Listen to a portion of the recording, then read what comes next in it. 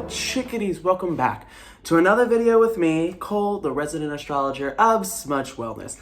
Now today, I am super friggin' excited to deep dive into all things lunar nodes and eclipses. So stick around and let's dive into all things that are gonna help you better understand your karmic destiny and past life.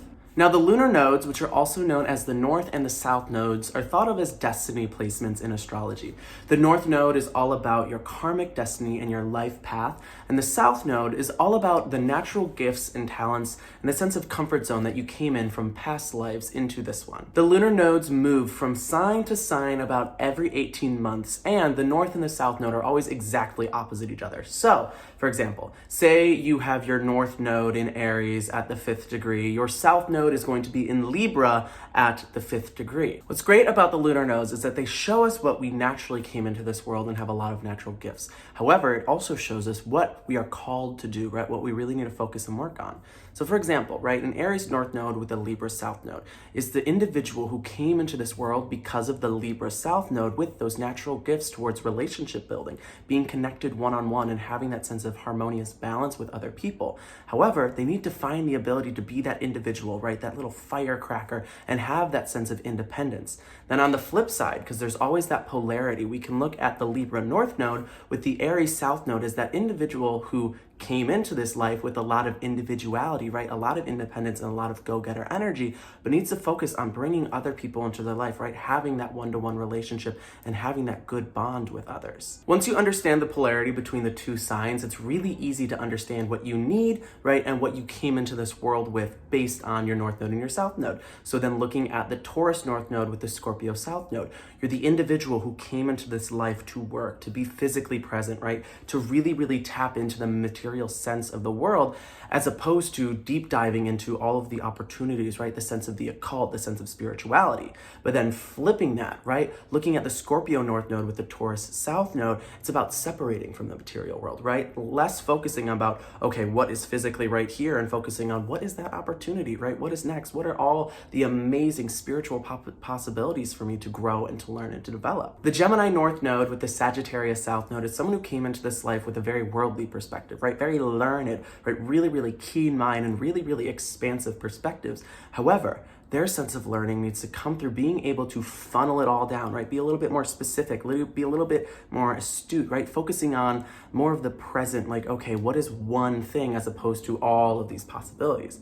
But then looking at the flip side of that, right? With the Gemini south node and the Sagittarius north node. So that Sagittarius north node wants them to push themselves to be more expansive, right? Be more outgoing, be more expansive, think outside of the box as opposed to focusing on the minor details and focusing on all the little things, right? There's that difference with the Sagittarius and the Gemini polarity of being really detailed and being really expansive. The Cancer and the Capricorn polarity from north and south nodes, right? Looking at the Cancer north node, right? It's all about taking those natural gifts and talents about being self-sufficient and being a leader and being a pioneer and finding ways to create a more sense of nurture, right? A little bit more sense of a care and looking at the world through that maternal sort of perspective.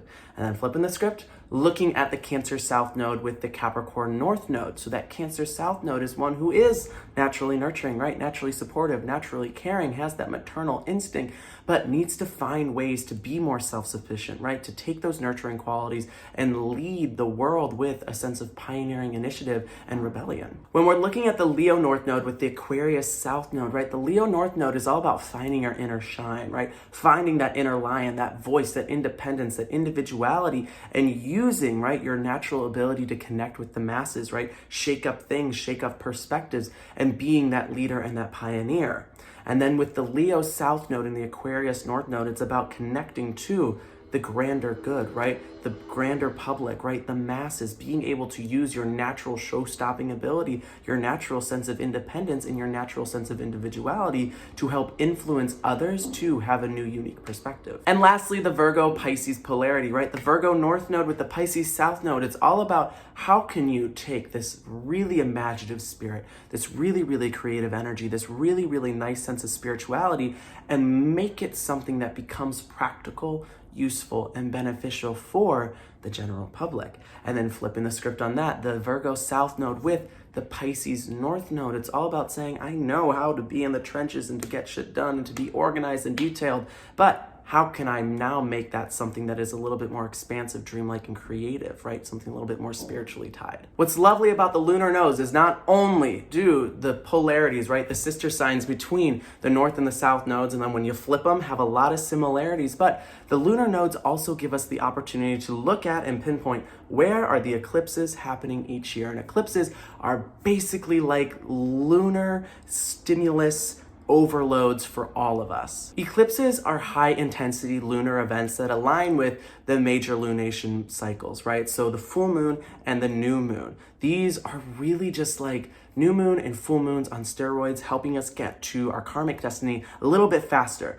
These events, right, the eclipse events that happen around these times can be a little bit jarring, right? Can be a little bit unexpected, and they can be a little bit mysterious and unanticipated because there's an obstruction to the moon and the sun during those times, right? The moon being our emotional sense of security and our emotional well-being, and the sun being the ego, the identity, right? Now there's a little bit of this jostled energy between, okay, I know that whatever the universe is throwing at me right now is something that I need. However, it might not make a whole lot of sense as to why it is being entered into your life, but just trust it, right? Just trust and believe that you're being on the right path, and that what happens during eclipses is what needs to be happening to you. Now, when we're looking at lunar eclipses, those are happening during the full moons, right? So we have this lovely lunar eclipse happening on November 19th of 2021 in the sign of Taurus. So that is such a great opportunity to just like let it all go, right? Just say, I'm done with it, it's over. I'm not letting those things hold me back